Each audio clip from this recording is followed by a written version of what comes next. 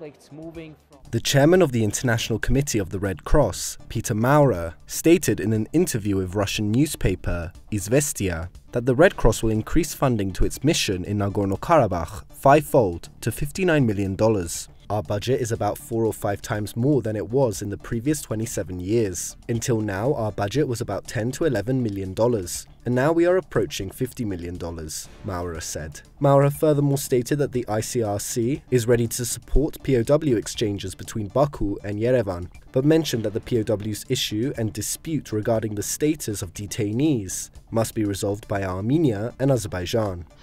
And a group of US senators have written to the leadership of the Senate Appropriations Committee regarding funding demining programs globally. The senators were led by Senators Chris Van Hollen and Todd Young, who sent a letter calling for demining aid to be sent to a number of countries, including Afghanistan, Laos, Sri Lanka, Angola, and Zimbabwe. The senators called for $2 million to be allocated to Nagorno-Karabakh. The letter states that the recent conflict in Karabakh has led to the use of cluster munitions, missiles, and other explosives, which still endanger the civilian population. US funding for Halo Trust, a UK-based demining organization, was cut in 2020. Currently, funding for Karabakh is not planned.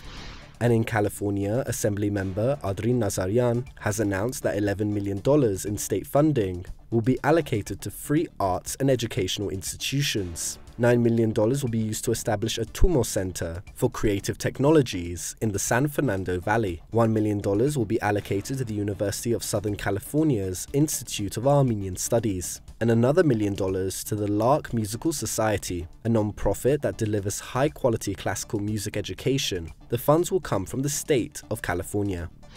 And as of May 30th, 2021, the Soldiers Insurance Fund distributed compensation worth around $61 million. The foundation is a fund which provides monthly assistance to Armenian soldiers who have been injured and to the families of fallen soldiers. Currently, 3,805 beneficiaries exist. In 2020, $61 million were raised. However, in the first 5 months of 2021, only $1.3 million have been raised. Donations were highest during the 2020 Nagorno-Karabakh war.